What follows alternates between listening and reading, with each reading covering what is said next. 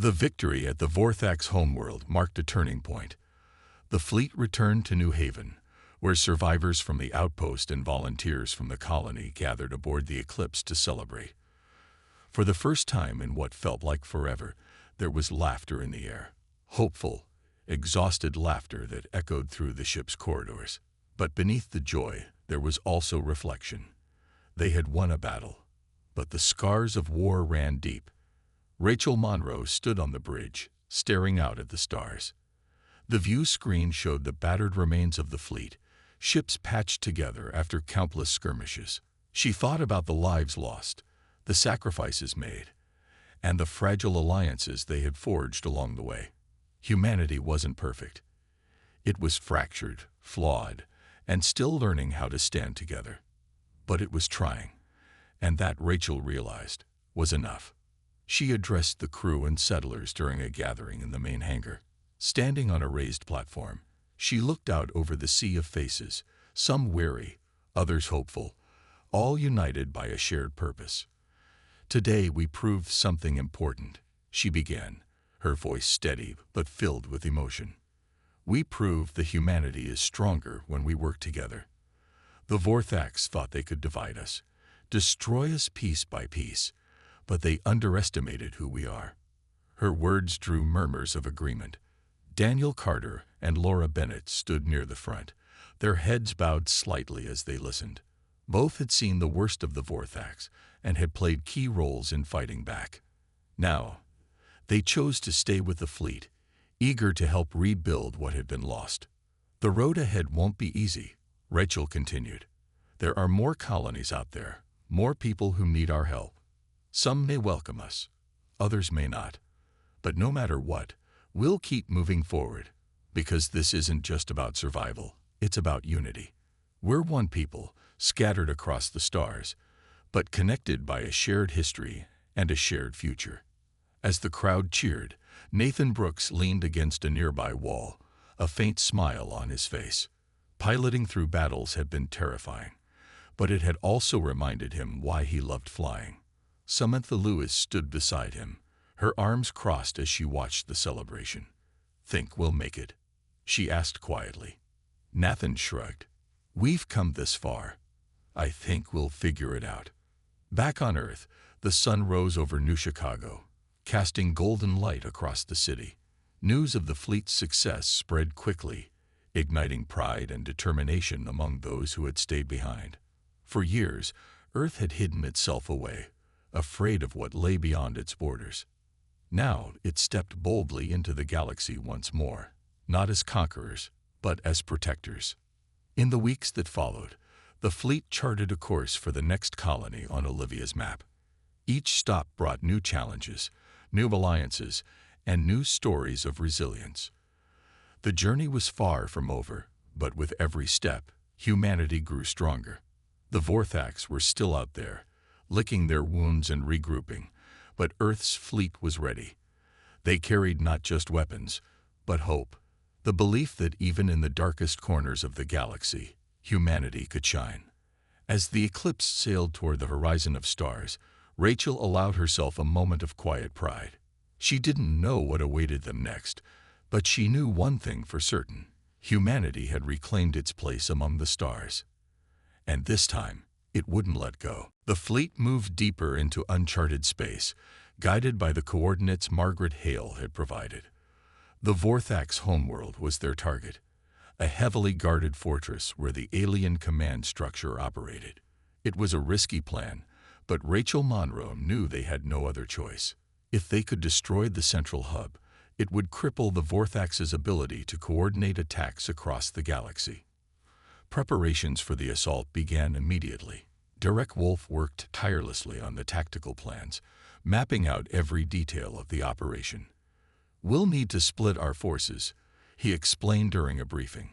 "Some ships will act as decoys, drawing attention away from the core. Meanwhile, a smaller strike team will slip past their defenses and hit the command center directly." Nathan Brooks was chosen to lead the strike team, piloting one of the fastest fighters in the fleet. "You're sure about this?" Rachel asked him before the mission began. Nathan nodded confidently, though his hands tightened around the controls. "I've got this," he said. "Just make sure the rest of the fleet keeps them busy." Samantha Lewis stayed behind on the Eclipse, ensuring the ship's systems were ready for the intense battle ahead. Her team worked around the clock, reinforcing shields and running final checks on the engines. "We can't afford any surprises," she told her crew, her voice steady despite the tension in the air. As they approached the Vorthax homeworld, the enormity of the task became clear. The planet was surrounded by layers of defense grids, ships, drones, and energy fields that pulsed with deadly power. Rachel gave the order to engage, and the fleet surged forward. Plasma cannons fired bright streaks of light, while electromagnetic pulses disrupted enemy communications. The Vorthax responded fiercely, their ships swarming like angry insects. Nathan led the strike team through the chaos, weaving between explosions and bursts of plasma fire. His fighter darted close to larger vessels, using them as cover while he closed in on the planet below. Christine Allen accompanied him in another ship, providing medical support and backup. "Stay sharp," she radioed, her voice calm but urgent. "They're onto us." On the surface of the planet, the command center loomed large, a towering structure protected by thick walls and automated turrets. Samantha monitored the strike team's progress from the Eclipse, relaying updates to Rachel. "Their shields are strong," she reported. "But if we disable the power source, we can bring them down." Derek coordinated ground troops, including Christine and a squad of soldiers, who landed near the base of the structure. Their mission was simple: infiltrate the facility and shut off the main generator. Inside, the air was thick with tension.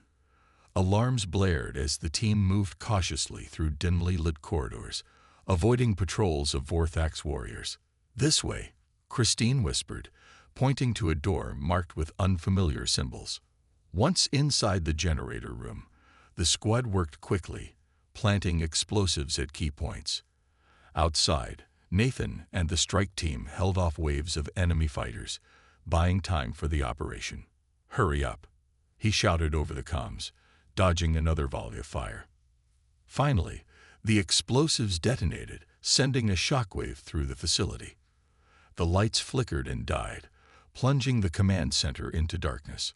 Above, the fleet took advantage of the momentary confusion, launching a final barrage that crippled the remaining Vorthax ships. As the dust settled, Rachel watched the view screen, her heart pounding. The Vorthax homeworld was silent, its defenses shattered. They had done it. They had struck a blow against their enemy. But Rachel knew the war wasn't over yet.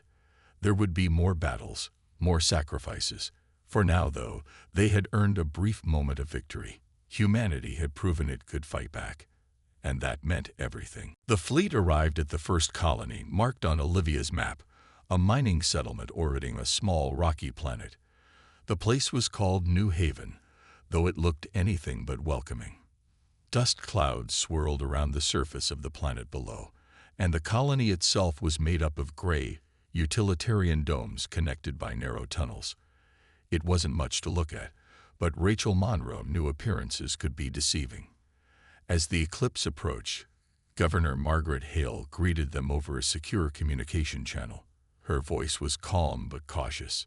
"State your business," she said, her tone leaving no room for argument. Behind her on the screen, armed guards stood ready, their weapons trained on the camera.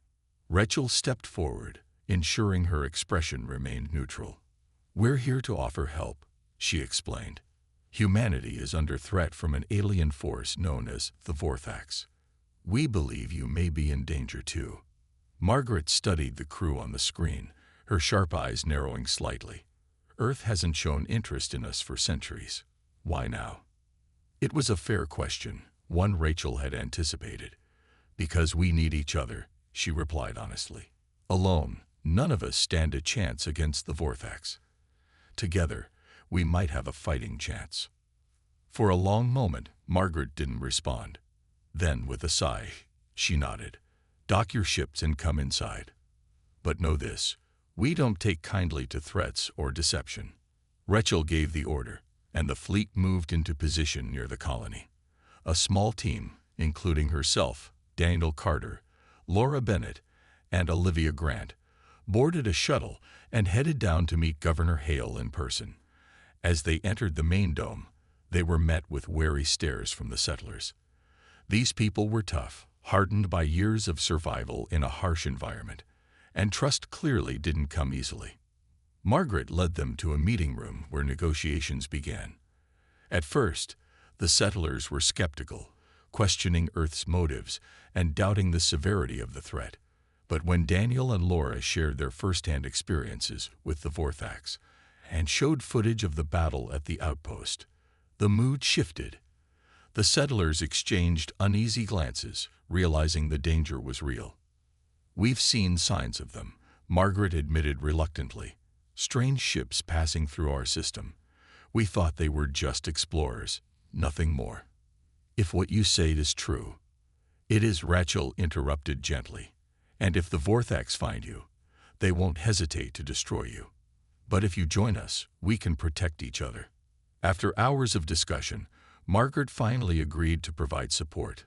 Food, fuel, and even volunteers to bolster the fleet's numbers. In return, Rachel promised that Earth would share its advanced technology to improve the colony's defenses. It was a fragile alliance, built on necessity rather than trust, but it was a start. During the talks, Margaret revealed something else, a piece of intelligence that sent a chill through the room. "There's a weakness," she said quietly. "If you can hit their central command hub, you'll cripple their operations. But getting there won't be easy. Their homeworld is heavily guarded." Olivia leaned forward, intrigued. "Do you know where it is?" Margaret nodded. "Rough coordinates, yes. They're deep in uncharted space, but I can give you what we have." She handed over a data chip, her expression grim. "Good luck. You're going to need it."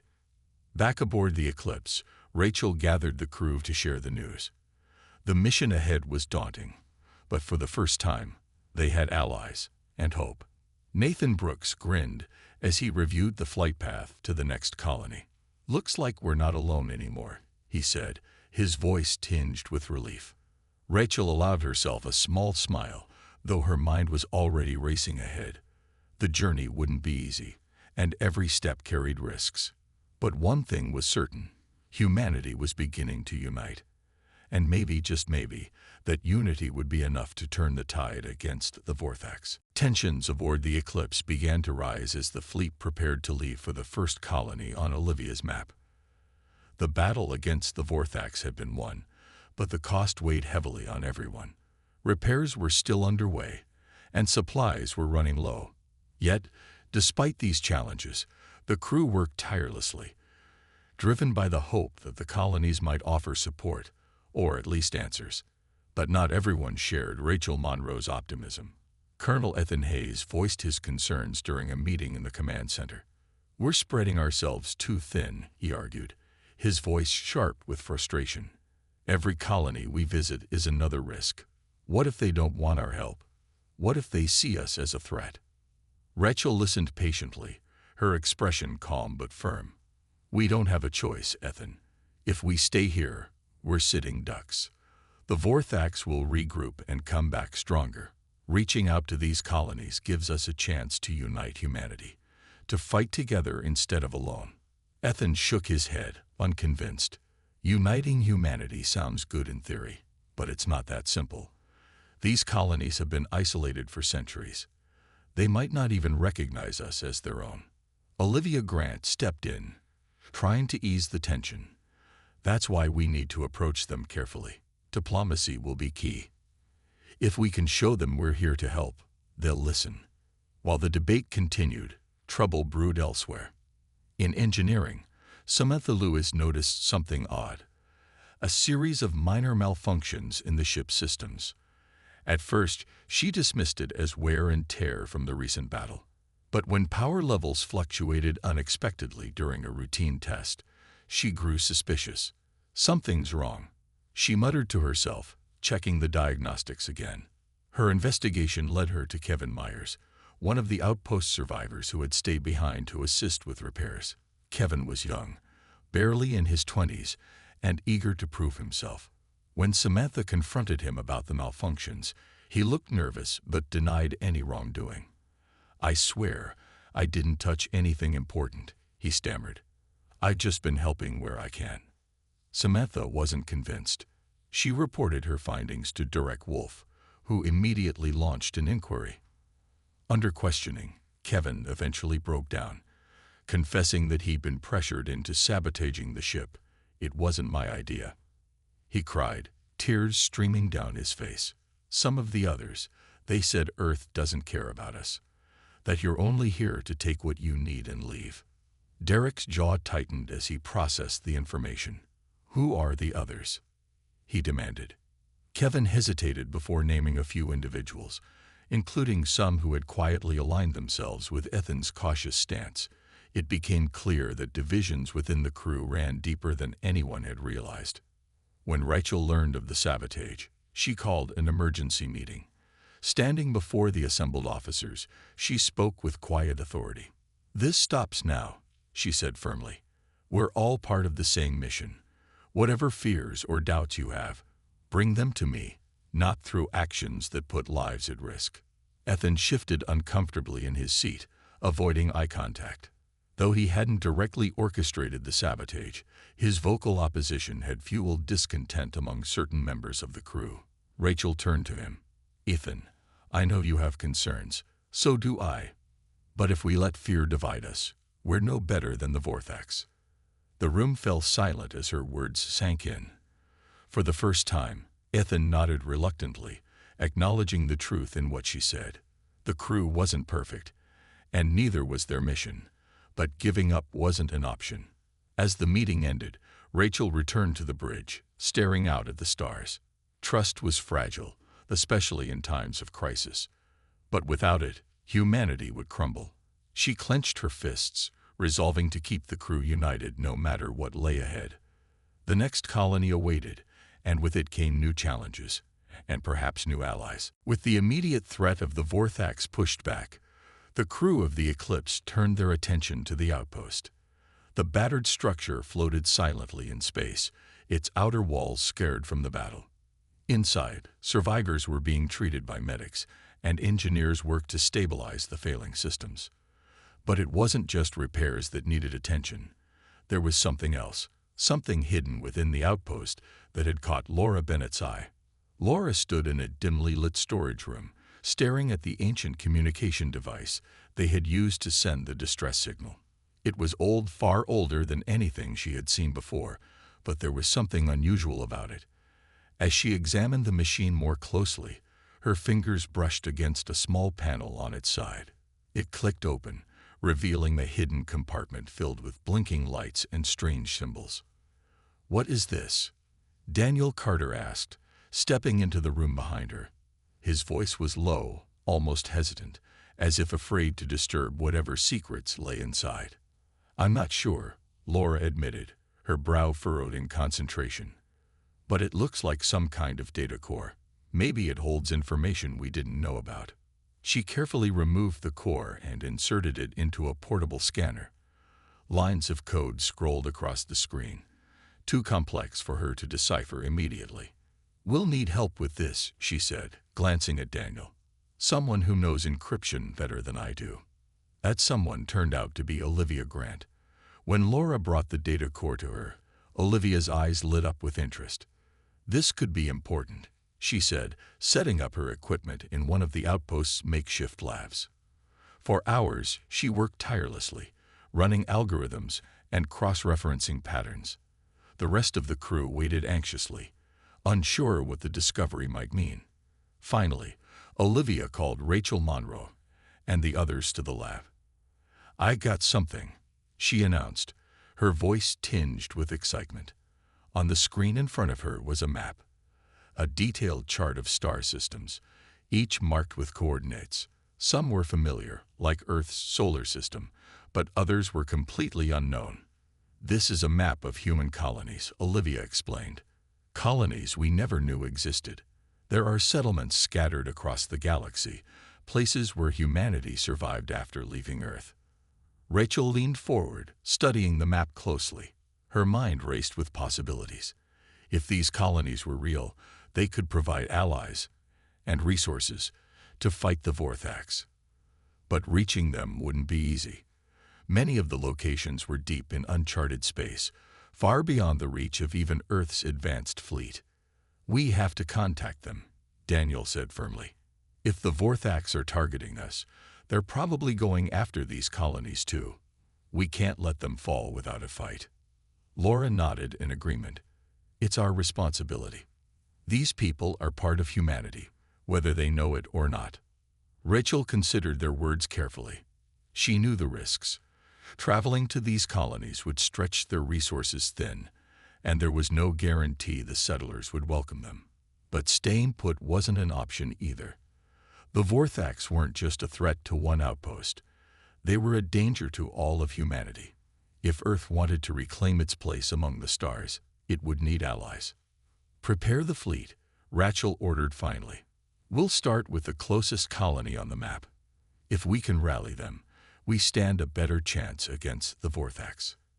As the crew dispersed to carry out her orders, Rachel stayed behind, staring at the map. Each dot represented hope, a chance to rebuild what humanity had lost. But it also represented uncertainty. What would they find when they arrived? Would these colonies see them as saviors or invaders? For now, all they could do was move forward, one step at a time, and trust that the path they were following would lead to survival. The battle raged on, and for the first time, the Vorthax faced a foe they hadn't anticipated. Earth's fleet unleashed its full arsenal of weapons systems that had been hidden away during centuries of isolation. Plasma cannons roared to life, firing beams of searing energy that tore through the Vorthax ships. Electromagnetic pulses rippled outward, disabling entire squadrons of their smaller drones. The sleek, insect-like vessels faltered under the sudden assault, their glowing weapon ports dimming as power failed. On the bridge of the Eclipse, Captain Rachel Monroe watched the chaos unfold with a steely gaze. "Keep pressing," she ordered, her voice firm but calm. Beside her, Derek Wolfe coordinated the attack, his fingers dancing across the tactical console. "Target their lead ship," he instructed the gunners. "If we can take out their command structure, the rest will scatter." Nathan Brooks piloted the flagship with precision, weaving through enemy fire while keeping the ship in position for maximum impact. His hands moved steadily over the controls, sweat beading on his forehead. Outside the view screen, explosions lit up the darkness of space like fireworks. Each blast brought a mix of relief and tension, relief that their weapons were effective, and tension because the fight was far from over. In engineering, Samantha Lewis worked tirelessly to keep the ship running smoothly. Alarms blared as power levels fluctuated under the strain of constant combat. "Divert auxiliary power to the shields," she shouted to her team. Sparks flew from a nearby panel, and one of the engineers scrambled to fix it. Samantha grabbed a tool and joined him, her movements quick and efficient. She knew the ship couldn't afford any weak points, not now, when every second counted. Meanwhile, Daniel Carter and Laura Bennett stood on the observation deck, watching the battle with a mixture of awe and dread. "This is what Earth has been hiding," Daniel said softly, his eyes wide as another Vorthax ship exploded in a burst of light. "They've been preparing for something like this." Laura nodded, her arms crossed tightly over her chest. But at what cost? How many resources did they pour into this, while colonies like ours were left to fend for themselves?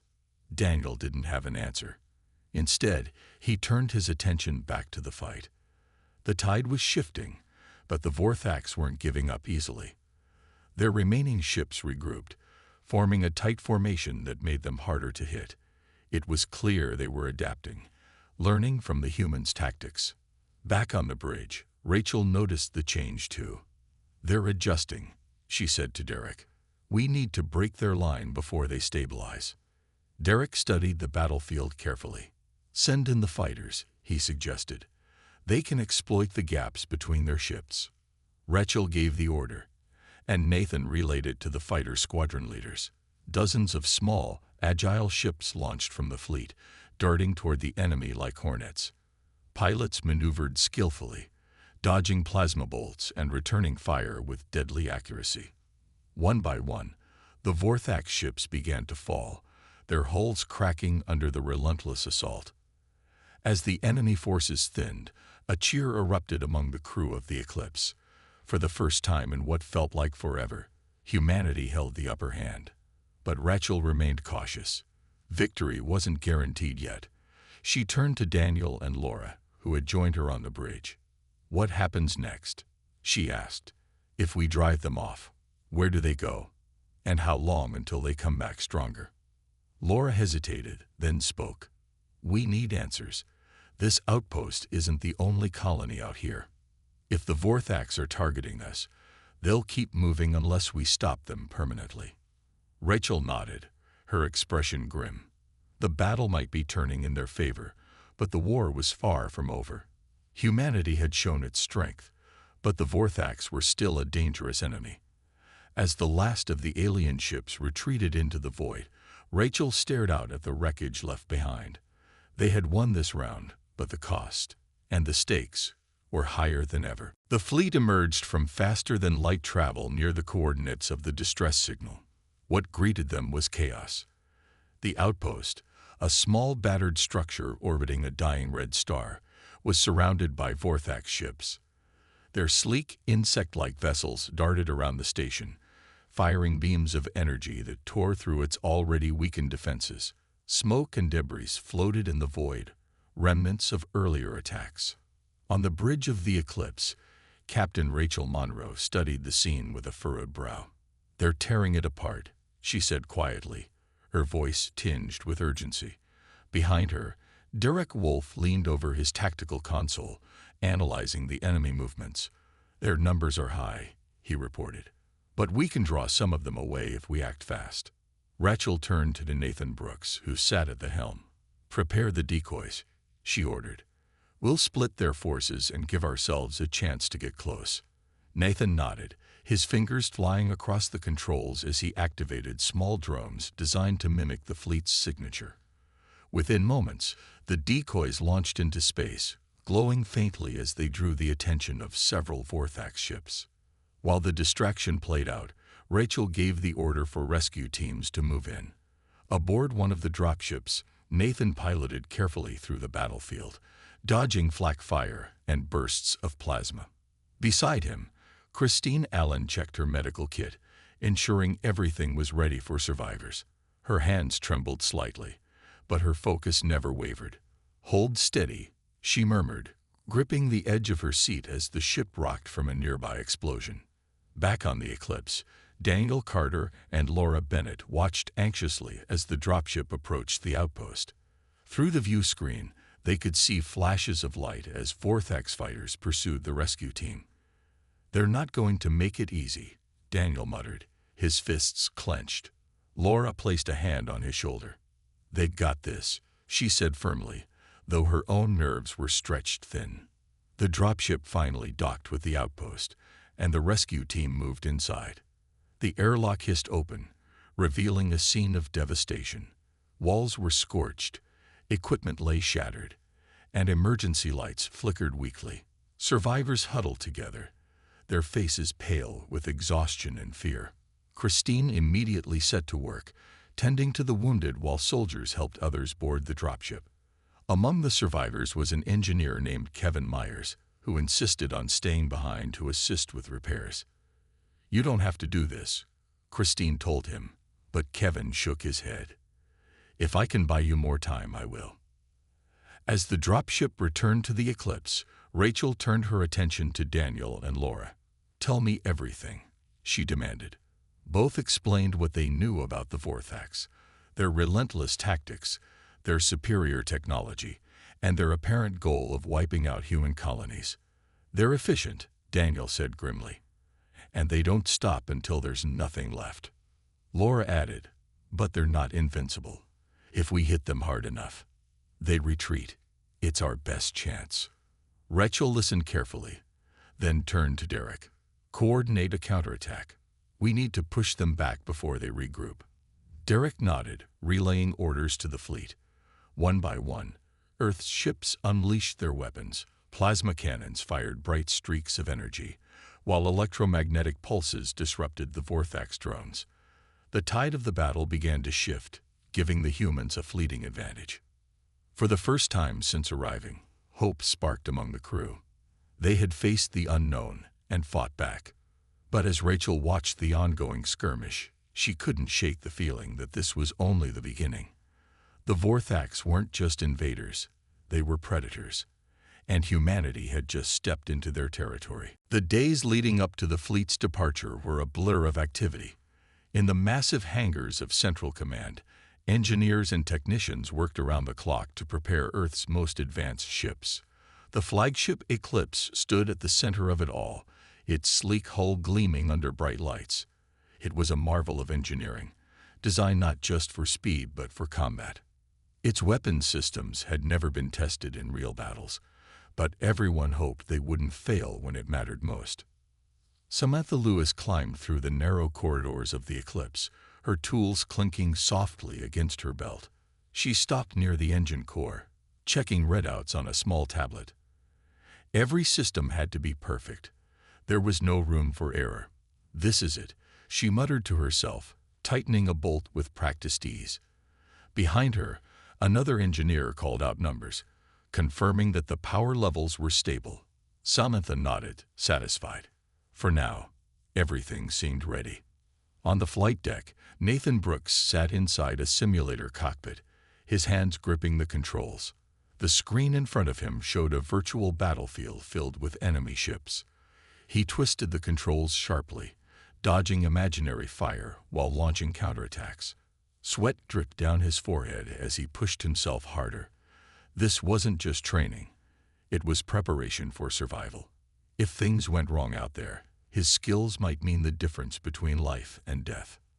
In the command center, Captain Rachel Monroe reviewed the final plans with her team. Colonel Ethan Hayes stood nearby, still skeptical but quieter than before. Olivia Grant leaned over a map of the star system, where the distress signal had come from. "We'll need scouts to check for traps," she said, pointing to key locations, "and reinforcements should stay close in case we run into trouble." Rachel nodded, agreeing with the strategy. "Derek Wolf will handle tactical operations," she added, glancing at the tall man standing by the door. Derek gave a sharp nod, his expression calm but focused.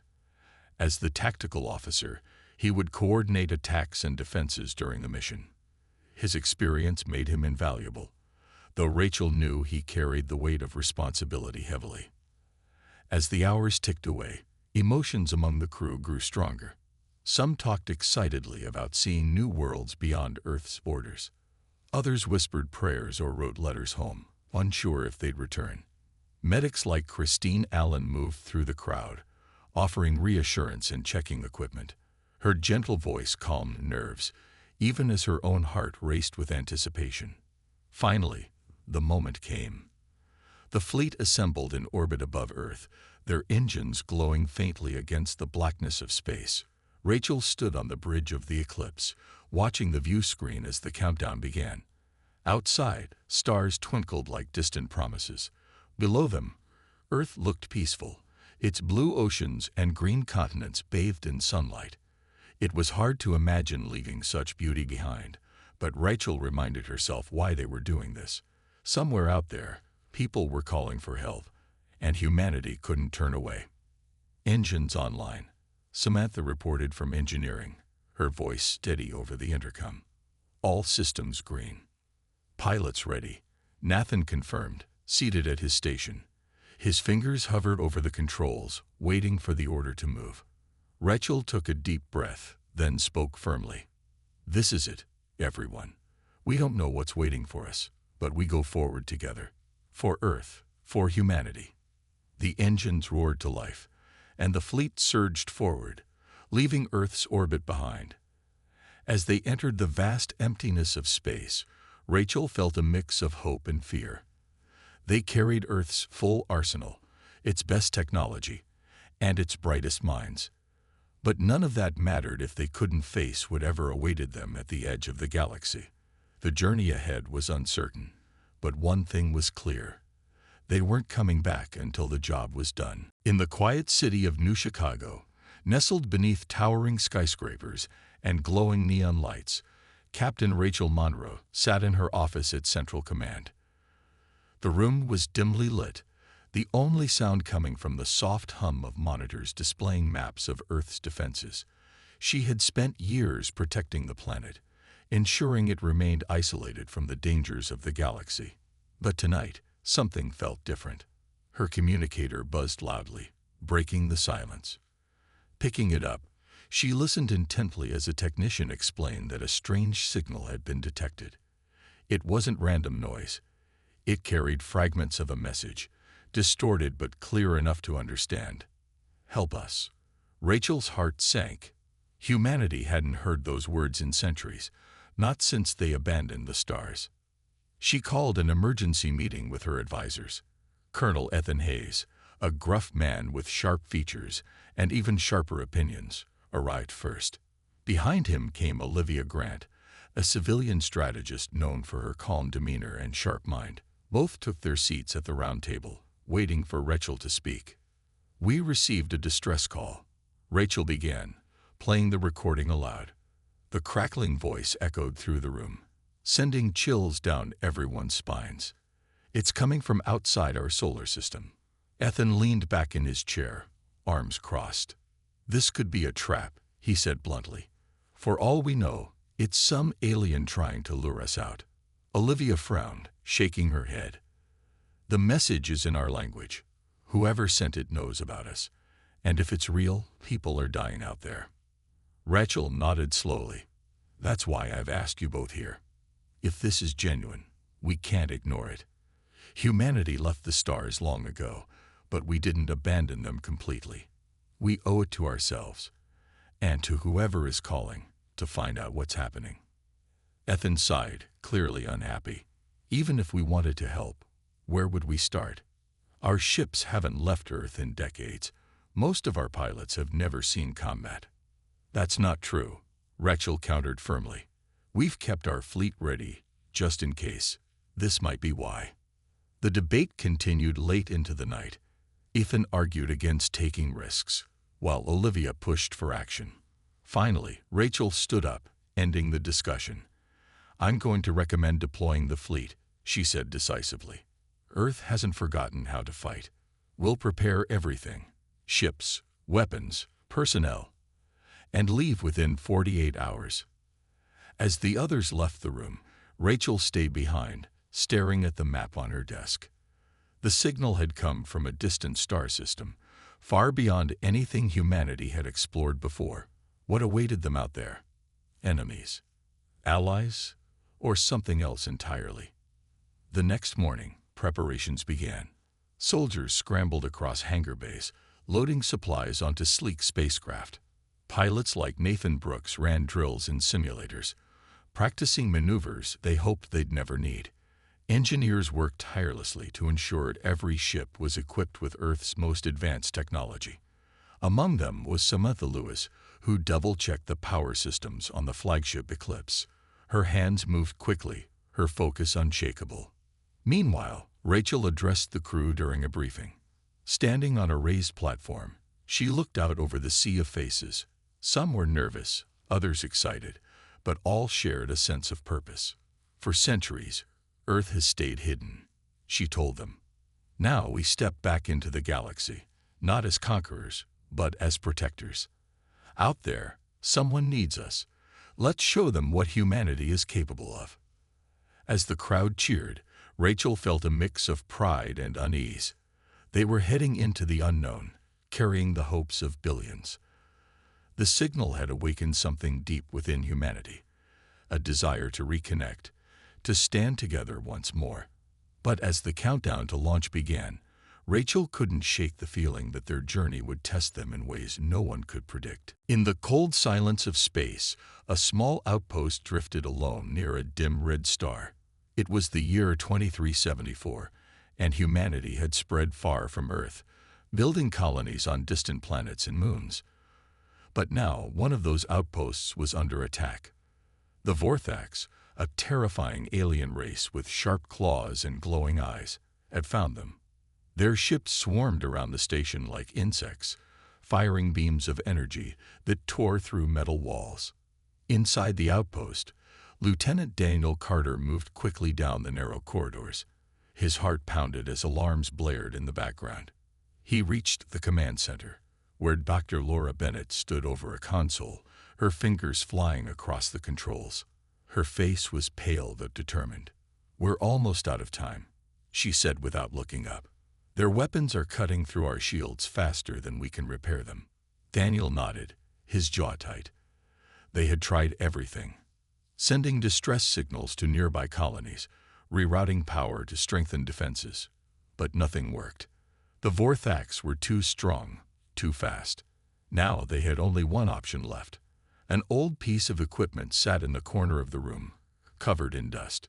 It was a communication device, ancient by modern standards, designed to send messages across unimaginable distances. Its purpose: to reach Earth, a planet humanity abandoned centuries ago after a devastating war. "Do you really think this will work?" Daniel asked, stepping closer to the device. His voice carried doubt, but also a flicker of hope. Laura didn't answer right away. She studied the machine carefully, running diagnostics on its systems. Finally, she looked at him. "It's our last chance," she said simply. "If Earth still exists, if anyone is even listening, they'll get the message." Together, they powered up the device. Sparks flew as circuits long unused came back to life. Laura typed coordinates into the system, aiming the signal toward Sol, the star system where Earth once thrived. As the machine hummed louder, Daniel glanced at the monitors showing the battle outside. The Vorthax ships grew closer, their weapons charging for another deadly volley. "Send it," he urged, gripping the edge of the console. Laura pressed the final button. A burst of energy shot out from the outpost, invisible to the naked eye, but carrying a desperate plea for help. "To whoever receives this," Laura whispered, echoing the words she had recorded moments earlier, "we need your aid. Humanity is in danger." Seconds passed, then minutes. Both held their breath, waiting for some sign that the message had been received. Nothing happened. The Vorthax continued their assault, pounding the outpost with relentless force. Smoke filled the air as more sections of the station collapsed under the barrage. Just when all hope seemed lost, something changed. On the main screen, a faint blip appeared. A response. Someone somewhere had heard their call. Daniel felt a surge of relief, but it was short-lived. The Vorthax weren't going to stop until the outpost was destroyed. "We did it," Laura said softly, her voice trembling. "But we're not safe yet." Daniel clenched his fists. Help was coming, but would it arrive in time? Outside, the alien ships loomed larger than ever, their weapons gleaming like hungry predators. For now, all they could do was hold on and pray that Earth hadn't forgotten them, or worse, turned its back on the stars entirely. The outpost shook violently as another blast hit its outer hull. Daniel steadied himself against the wall, staring at the screen displaying the incoming reply. Whoever was out there, they had better hurry.